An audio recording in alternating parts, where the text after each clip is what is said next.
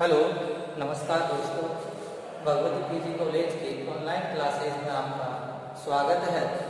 इससे पूर्व का जो वीडियो है उसके अंतर्गत हम वर्ग साइक्लोस्टोमेटा है उसके हमने जनरल कैरेक्टर यानी कि सामान्य लक्षण और साथ में ही हमने उसके जो दो ऑर्डर है पेट्रोमाइजोन्सिया और मिक्सिनोइडिया है इनके भी हमने कैरेक्टर पढ़े थे, साथ में इनके क्या पढ़े थे, एग्जाम्पल पढ़े थे। आज हमारा जो टॉपिक रहेगा उस टॉपिक का नाम है पेट्रोमाइजोन्सिया। पेट्रो यानी कि जो टॉपिक रहेगा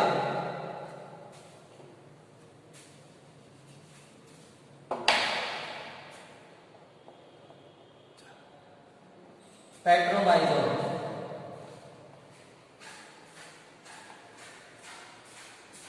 पेट्रोमाइजो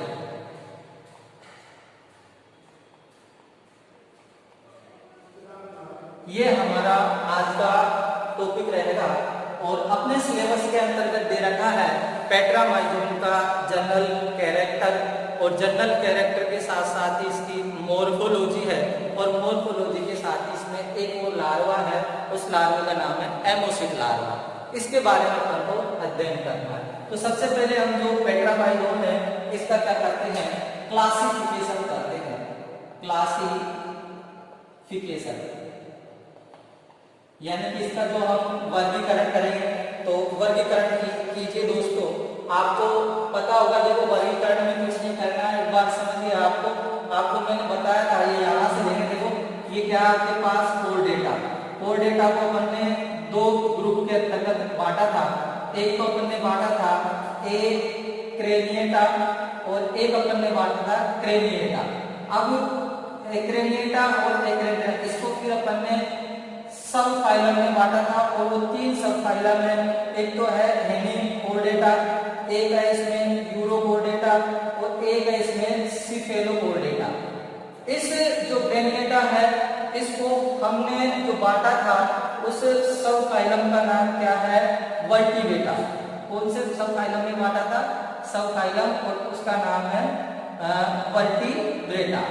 अब इसके बाद में हमने जो वर्टिब्रेटा सब फाइलम है फिर इसको अपन ने दो डिवीजन के अंतर्गत बांटा था। दो डिवीजन, और वो जो दो डिवीजन है वो कौन कौन से हैं, एक तो है एग्नेथा और एक है नेथास्टोमेटा। अब जो एग्नेथा है इस एग्नेथा के अंतर्गत हमने दो क्लास ली है और वो क्लास कौन कौन सी थी, एक तो थी आपके पास ऑस्टियोपोडर्मी और एक थी इसके अंतर्गत साइक्लोस्टोमेटा। साइक्लोस्टोमेटा, ये दो क्लास थी। इधर फिर अपन ने जो नेथास्टोमेटा है इसको दो सुपर क्लास में बांटा है, दो सुपर क्लास के अंतर्गत बांटा है। और वो दो सुपर क्लास कौन कौन सी थी, एक तो थी आपके पास फिशीज और एक आपके पास थी कौन सी, टेट्रापोडा। अब इन जो फिशीज है इसकी फिर तीन क्लास थी। तीन क्लास में कौन कौन सी थी, इसमें एक तो लेपोडर्मी, एक ओस्टियोकोन्ड्रीज और एक थी इसके अंतर्गत कोन्ड्रिट्यूथीज। और जो टेट्रापोडा उसको हमने एम्फीबिया, रेप्टिलिया और एविस और मैमेलिया इसके अंतर्गत हमने डिवाइड किया था इसको कोर्डेटा। तो अपन देखो अब इसको ये भी कोर्डेटा कहने वाले, इसका हम क्लासिफिकेशन करते हैं। सबसे पहले अपन क्या लिखते हैं, फाइलम, और उस फाइलम का नाम क्या है, कोर्डेटा। इसके बाद में कोर्डेटा को ग्रुप में बांटा और ग्रुप कौन सा है आपके पास, क्रेनिएटा।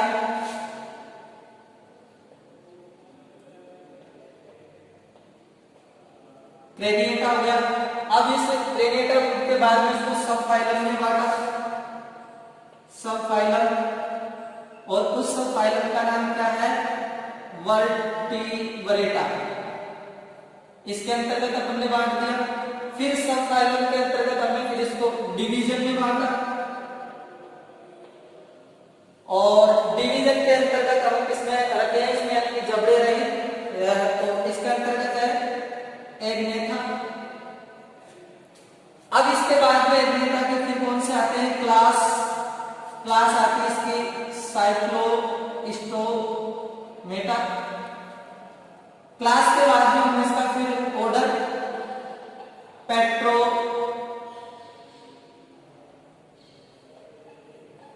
माइजोनसिया। ऑर्डर के बाद में इसका आता है फिर जीनस, और जीनस अपन को लिख ही देंगे कौन सा, पेट्रोमाइजो। इसके बाद में इसमें क्या है, स्पीशीज है,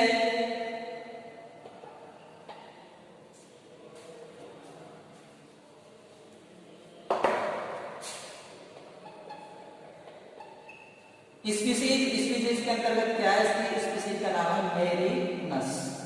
इस मेरिनस जो स्पीशीज यानी कि जाति है, इसका अपन अध्ययन करेंगे।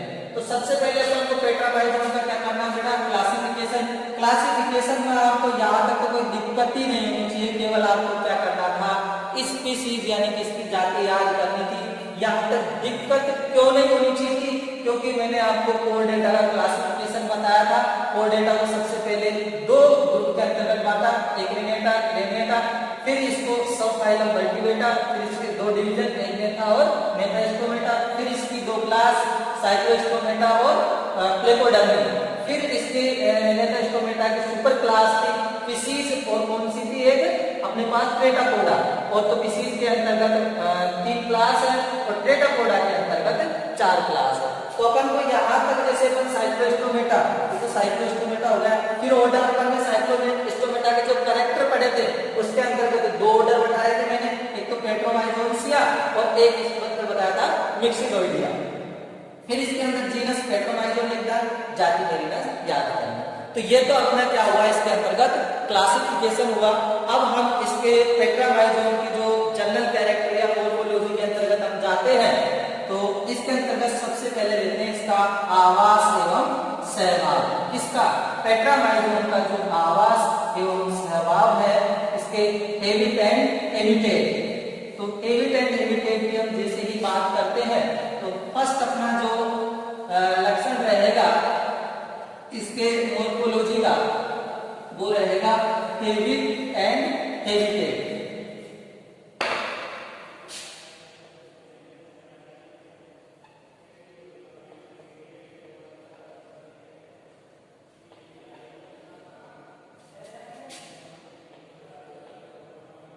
आवास एवं स्वभाव। तो सबसे पहला इसका लक्षण है कि जो पेट्रामाइजोन है, एक तो समुद्री जल के अंतर्गत यानी कि पाई जाती है, साथ ही ये क्या है, स्वतंत्र जीवी, फ्रीडम एनिमल है, स्वतंत्र जीवी है। साथ ही कैसा है, ये सर्वव्यापी यानी कि ये सभी देशों के अंतर्गत है, ये पाया जाता है। अधिकतर ये अमेरिका, साउथ अफ्रीका, इसके अंतर्गत ये देखने को मिलता है। तो पहला क्या कैरेक्टर रख देंगे, स्वतंत्र जीवी है एवं सर्वव्यापी है।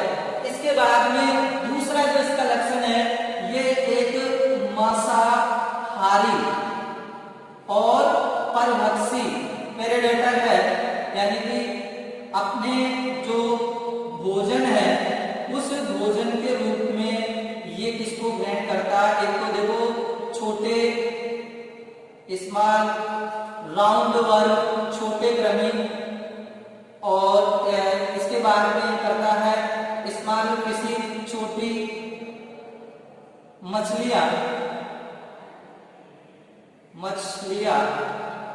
उसके बाद में ये लार्वा, और उस लार्वा के बाद में ये जो करता है उनको करता है मांस के टुकड़े, मांस के जो टुकड़े होते हैं किसी जो मांस, तो उनको क्या करता है, भोजन के रूप में ग्रहण करता है। इसके बाद में इसका अगला कैरेक्टर है, इसमें जो निषेचन होता है, फर्टिलाइजेशन की जो प्रोसेस होती है, वो बाह्य प्रकार की होती है, यानी एक्सटर्नल टाइप की होती है। फिर इसके बाद में इसका अगला कैरेक्टर है कि इसका जो परिवर्धन होगा, वो परिवर्धन अप्रत्यक्ष प्रकार का होगा, यानी कि इसके अंतर्गत जो लार्वा पाया जाता है वो लार्वल स्टेज होती है, और उस लार्वल स्टेज का नाम है एमोसिड लार्वा। अभी इसके अपन ने हैबिटेट आ गई। अब अगला जो अपना कैरेक्टर आता है स्ट्रक्चर ऑफ पेट्रामाइजोन। पेट्रामाइजोन की जो संरचना है उसके बारे में अपन अध्ययन करेंगे। तो संरचना के बारे में आपको बोर्ड पर जो डायग्राम दिखाई दे रहा है, ये क्या है, पेट्रामाइजोन का डायग्राम है।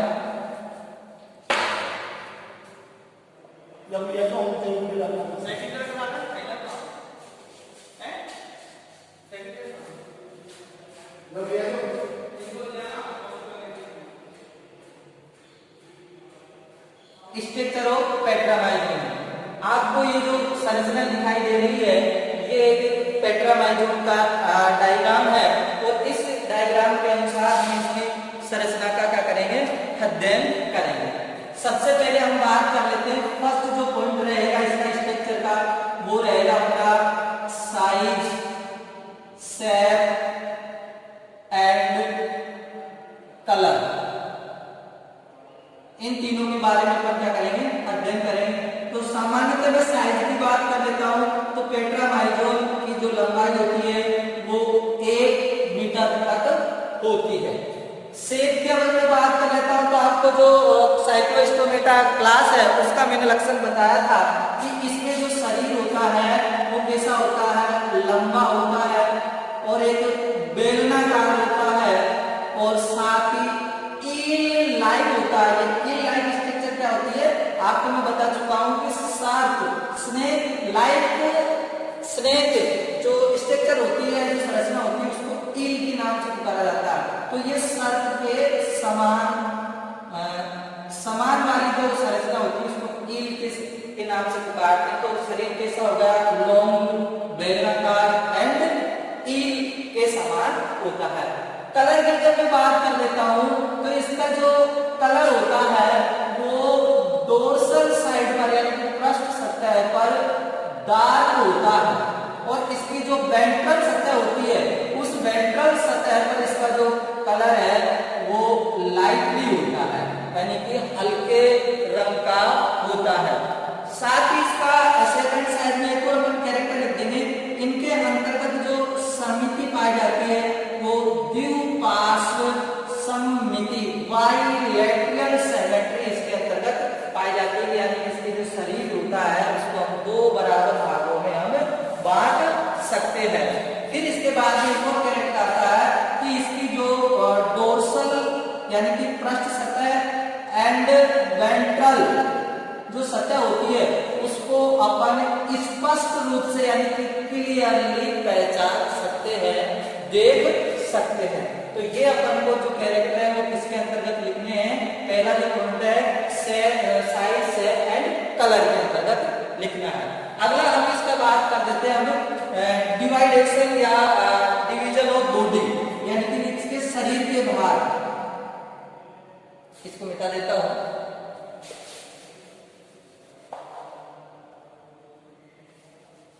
यहां पर हम बात करते हैं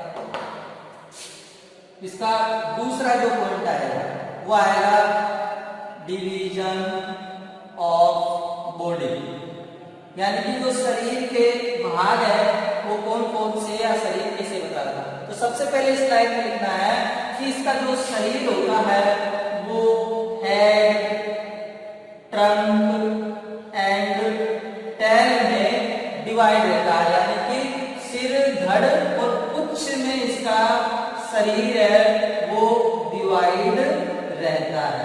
ये अपन को जानकारी होनी चाहिए और ये मैंने क्लास साइक्लोस्टोमेटा का जो कैरेक्टर है उसके अंतर्गत भी बताया था।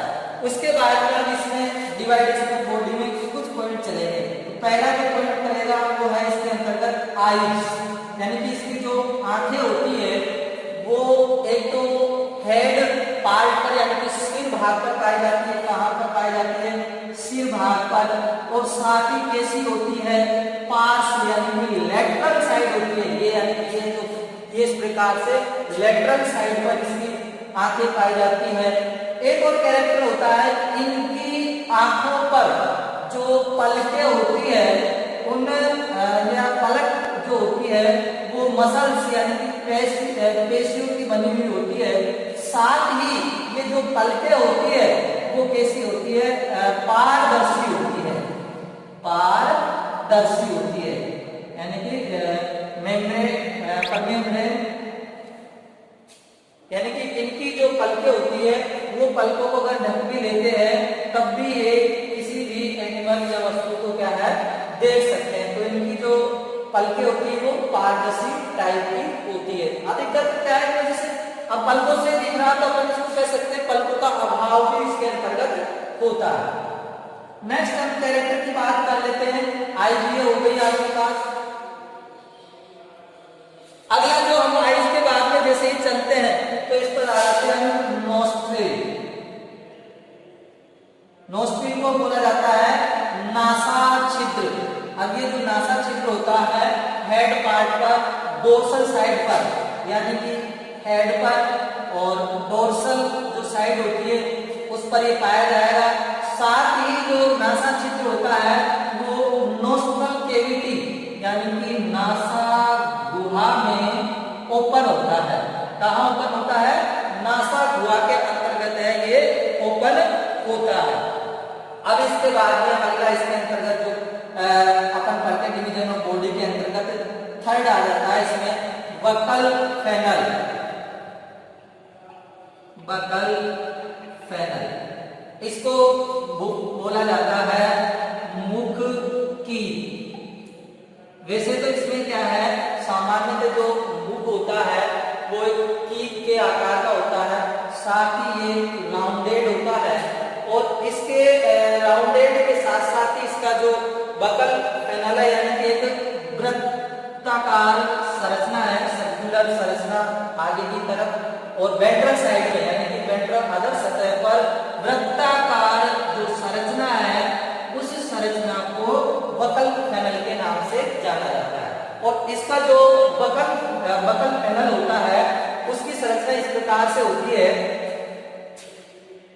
ये यहां पर दे देंगे। ये बकल फेनल का डायग्राम है।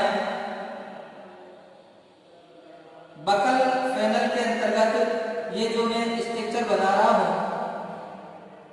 ये सेंसरी शीरी है, यानी कि ये संवेदनाओं का कार्य करती है और इसकी ये जो डबल लेयर है इसको मार्जिनल लेयर के नाम से जाना जाता है।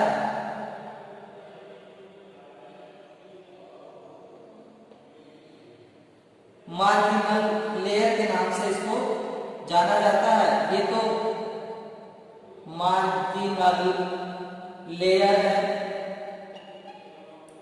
ये है सेंसरी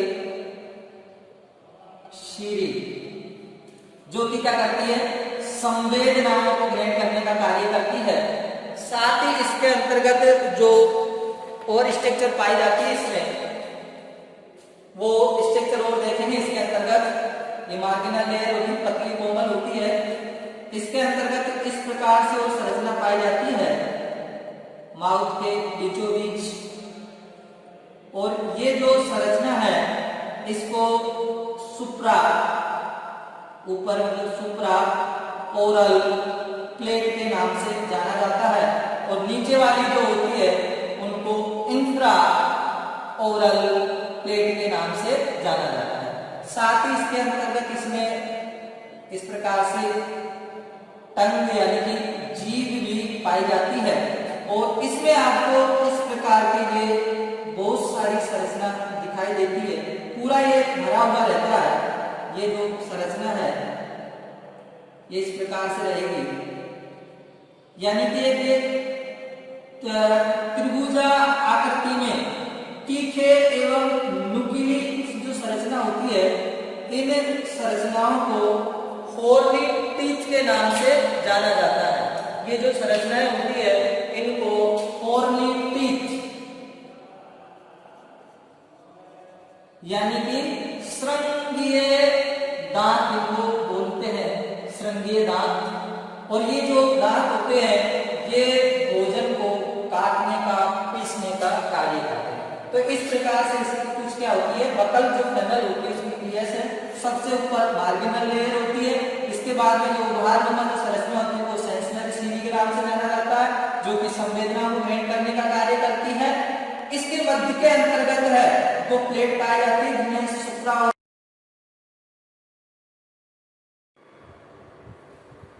तो इस प्रकार से इसमें फोर्नी टीथ पाए जाते हैं। और भी जो टीथ होते हैं वो इस प्रकार के आकृति के होते हैं, ये नुकीले तीखे होते हैं त्रिभुजाकार आकृति में, जो भोजन को किसका कार्य करते हैं, यहाँ भोजन को चबाने एवं पीसने का कार्य करते हैं, चबाने का एवं पीसने का जो कार्य है ये करते हैं। तो इस प्रकार से डिवीजन ऑफ बॉडी के अंतर्गत हमने आइज को, नोस्ट्रिल को और बकल फेटर को पढ़ लिया है। अब हमारा जो अगला आता है डिवीजन ऑफ बॉडी के अंतर्गत वो आता है अगला टेल। यहाँ पर थर्ड जो आएगा अपना वो आएगा फोर्थ, वो आएगा टेल। टेल की मैं बात कर लेता हूँ। इसकी जो टेल यानी कि पुच्छ होती है वो पीछे की साइड पाई जाती है और साथ ही वो क्या करती है, तैरने का कार्य करती है, यानी कि इससे तैरने का वर्क है वो टेल के द्वारा किया जाता है। अगला हम जैसे ही बात करते हैं तो इसके अंतर्गत आते हैं फिन। फिफ्थ नंबर पर क्या आते हैं, फिन। और ये जो फिन होते हैं इसमें ये थ्री पेयर होते हैं और थ्री पेयर के अंतर्गत कौन से है, फर्स्ट डोर्सल फिन और सेकंड डोर्सल फिन और थर्ड इसके अंतर्गत होता है कडल फिन।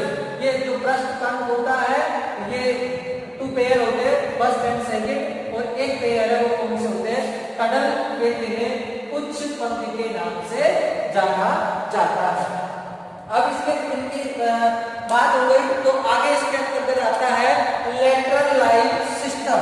तो यहाँ 6 नंबर पर जो आएगा वो आएगा लेटरल लाइन सिस्टम। इस लेटरल लाइन सिस्टम के अंतर्गत क्या होता है कि देखेंगे अपन लेटरल लाइन सिस्टम में कि इसका जो शरीर होता है उसके पार्श्व भाग के अंतर्गत इस प्रकार से ब्लैक कलर में आपको लाइन दिखाई दे रही है। इस डॉटेड लाइन को लेटरल यानी पार्श्व रेखा के नाम से इसको मतलब जाना जाता है। और ये जो रेखा होती है ये संवेदनाओं को ग्रहण करने का कार्य करती है, यानी कि सेंसरी ऑर्गन की तरह ये कार्य करती है। लेटरल लाइन सिस्टम है जो पेट्रा माइजोरम के अंतर्गत प्रेजेंट रहता है।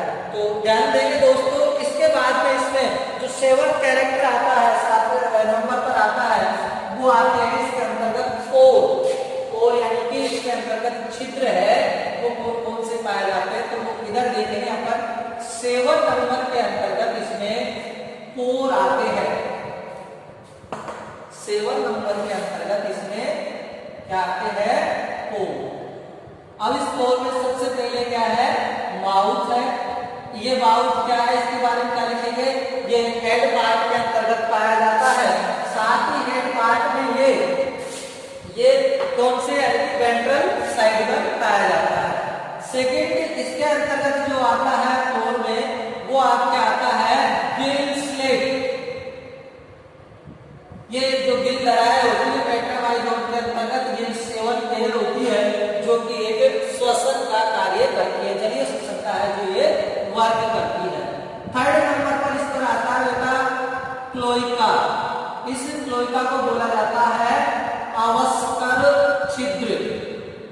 अवस्कर छिद्र के नाम से जाना जाता है। ये क्लोइका क्या होता है, तो पेट्रा माइजोरम का जो ट्रंक पार्ट होता है, जो टेल पार्ट होता है, उसका जो संधि स्थल होता है, जो टेल पॉइंट होता है, वहां पर ये क्लोइका पोर पाया जाता है। और क्लोइका पोर कहते किसे, क्या होता है इसमें क्लोइका के अंतर्गत, इसमें देखिए ये इस प्रकार से छिद्र होता है और इसमें एक तो एनस और एक इसके अंतर्गत जेनाइटल पोर यानी कि जनन छिद्र दोनों अगर आकर उत्पन्न होते हैं तो इस प्रकार का जो पोर होता है उसको क्लोइका पोर के नाम से जाना जाता है, यानी कि अवस्कर छिद्र के नाम से जाना जाता है।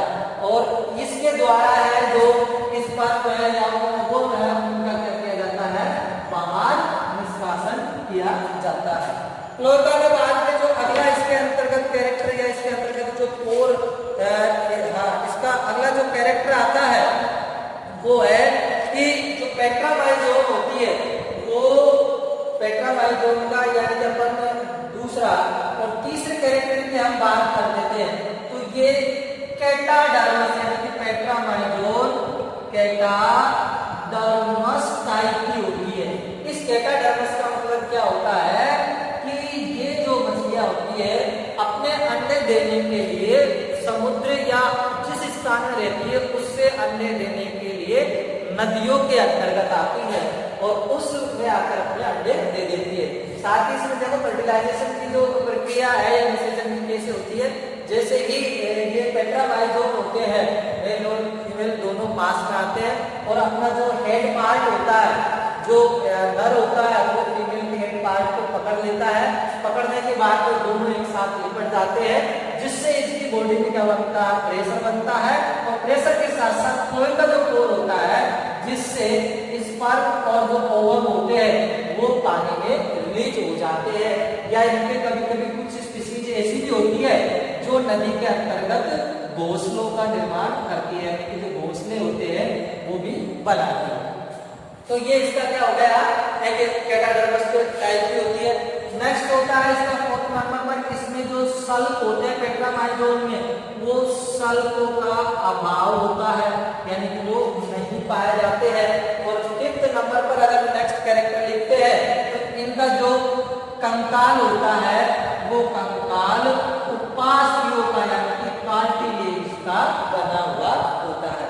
तो आई मीन्स आपके समझ में आया होगा कि ये जो जनरल कैरेक्टर या मैं इसकी जो मॉर्फोलॉजी है टेट्रामाइजोन की वो क्लियर हो चुकी है और सभी अपन ने जो पार्ट लिखे हैं उनको अपन जो कंप्लीट कर चुके हैं। तो ये इस प्रकार से टेट्रामाइजोन के general character and morphology complete होते हैं।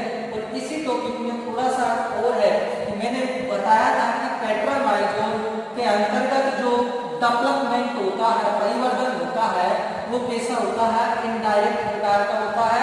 इनडायरेक्ट प्रकार का होता है तो इसमें कोई न कोई लार्वा पाया जाता है और उस जो लार्वा है उस लार्वा का नाम है एमोसिक लार्वा।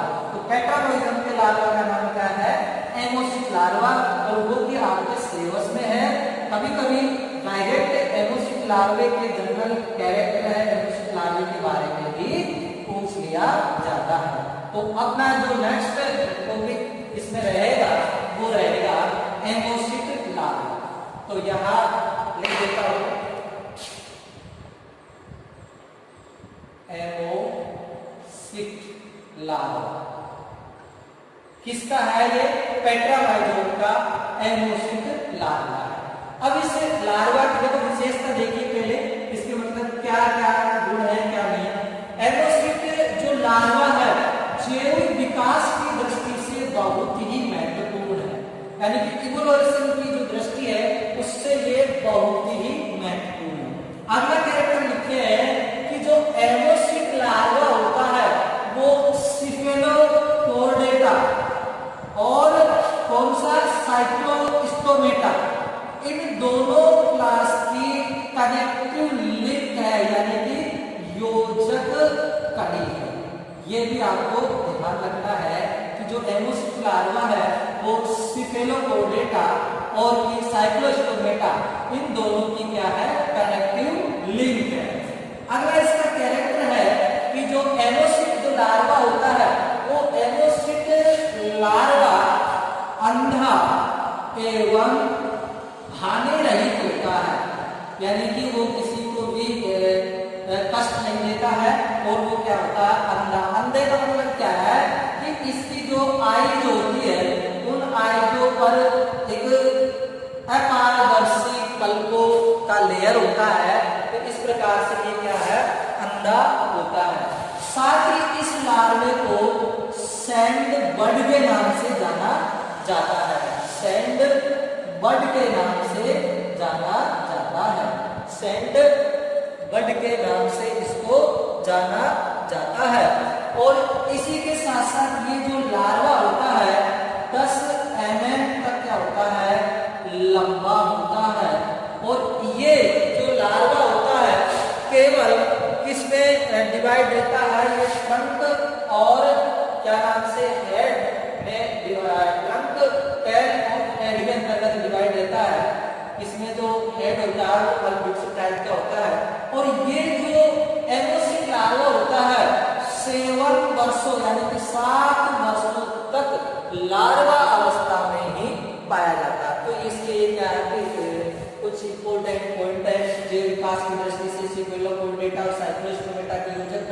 अंधा एवं हानि रहित। इसका अन्य नाम सेंड बड़ी के नाम से है। 10 mm तक ये लंबा होता है और 7 वर्षों तक इसके अंतर्गत है जो लार्वा अवस्था पाई जाती है। अब इसके बाद में हम इसके जनरल कैरेक्टर पढ़ेंगे इसके एमोसिट लार्वा।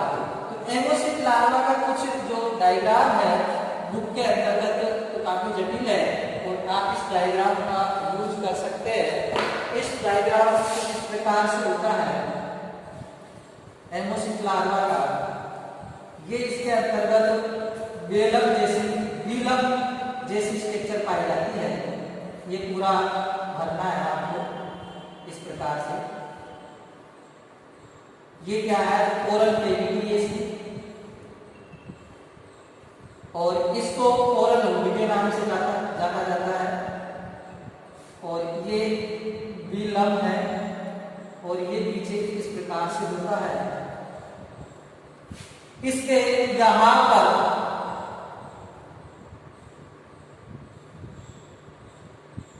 और इसके यहां पर ये संरचनाएं पाई जाती है। इन संरचनाओं को जो अपन कहते हैं कि इनका जो नामकरण करेंगे तो नामकरण देखो किस प्रकार से करना है कि जो अपन जानते हैं कि जो कोर्डेटा है उस कोर्डेटा के अंतर्गत कैरेक्टर होता है कि इनके अंतर्गत नोटा कोर्डेटा तो पाई जाएगी। तो नोटा कोर्डेटा है जो इनके अंतर्गत है जो पाई जाती है। तो इसका कशेरुकदंड हो जाता है यानी वर्टिब्रेट कॉलम, और ये इसकी क्या होती है, नोटोकॉर्ड होती है। और साथ में ये इसका क्या है, टेल पार्ट है, टेल। और इसके अंतर्गत ये इस प्रकार से एलिमेंट्री कैनाल होती है वो पाई जाती है। और ये यहाँ पर एनस ये इस प्रकार से ये गिल दरारें हैं फेरिंग्स के अंतर्गत पाई जाती है ग्रसनी के अंतर्गत। और इस प्रकार से यहाँ पर एक इस प्रकार की संरचना पाई जाती है जिसे एंडोस्टाइल के नाम से जाना जाता है। आपको ध्यान होगा आपने सेकंड ईयर में जो हर्डवानिया पढ़ा था उसके अंतर्गत भी एंडोस्टाइल पाई जाती है। यहाँ पर इसमें गाल ब्लेडर भी पाए जाते हैं। और इसके अंतर्गत है ये एनस हो गया, ये इंटेस्टाइल होती है, इंटेस्टाइल इसके अंतर्गत पाई जाती है। और ये ओरल हो गया, ये बिलम। बिलम क्या होता है, ये एक ग्रसनी और जो ओरल कैविटी होती है उनको जोड़ने के स्थान पर एक छतरी नुमा इस प्रकार की संरचनाएं पाई जाती है यानी कि अम्ब्रेला टाइप की, तो उसको बिलम के नाम से जाना जाता है। एंडोस्टाइल तो आप अच्छी तरीके से जानते होंगे, ग्रसनी भाग में वेंट्रल साइड यानी कि पार्ट में वेंट्रल साइड यानी कि अदर सतह पर एक खांच नुमा गड्ढे नुमा स्ट्रक्चर होती है और उस गड्ढे नुमा स्ट्रक्चर को एंडोस्टाइल कहा जाता है। एक वैज्ञानिक ने तो ये भी कहा था, उस वैज्ञानिक का नाम है बेरीगटन, कि ये आगे चलकर कोर्डेटा के अंतर्गत थायराइड का निर्माण करती है। तो इस प्रकार से ये एमोसिट लार्वा है, इसकी स्ट्रक्चर होती है। अब हम इसकी करते हैं जनरल कैरेक्टर यानी कि सामान्य लक्षण। तो सबसे पहले सामान्य लक्षण की बात कर लेता हूँ कि पेट्रापाइजम का है तो इसका आवास है, वो आवास क्या रहेगा, तो ये समुद्रीय व स्वच्छ जलीय प्राणी है। साथ ही ये स्वतंत्र जीवी भी है, फ्री स्वतंत्र जीवी भी है। अगले हम जैसे कैरेक्टर की बात करते हैं तो एमोसिट जो लार्वा है उसका जो अंतःकंकाल होता है एंडोस्केलेटन होता है वो उपास्थियों का बना होता है।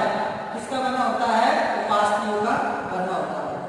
अगले हम कैरेक्टर की बात करते हैं, इसका एमोसिट का जो लार्वा होता है उसमें डोर्सल, देखो डोर्सल साइड पर क्या पाई जाती है, नोटोकॉर्ड पाई जाती है यानी कि डोर्सल साइड पर नोटोकॉर्ड होती है और वो नोटोकॉर्ड होती है वो कहां तक होती है, पीछे तक फैली हुई रहती है। साथ ही इसमें जो अगला कैरेक्टर है इसमें जो मुख यानी कि बकल फंडल है उसका क्या होता है, अभाव होता है, लेकिन उसके स्थान पर इसमें अर्धवर्त हाफ सर्कुलर अर्धवृत्त क्या पाया जाता है, इसके अंतर्गत एक ओरल यानी कि मुख हुड पाया जाता है, ओरल हुड पाया जाता है। अर्धवर्त एक संरचना पाई जाती है जिसको ओरल हुड के नाम से जाना जाता है। नेक्स्ट इसके अपने सही कैरेक्टर की बात करते हैं। एमोसिट जो लार्वा होता है इसके अंतर्गत गिल दरारों का जो निर्माण है वो निर्माण प्रारंभ हो जाता है।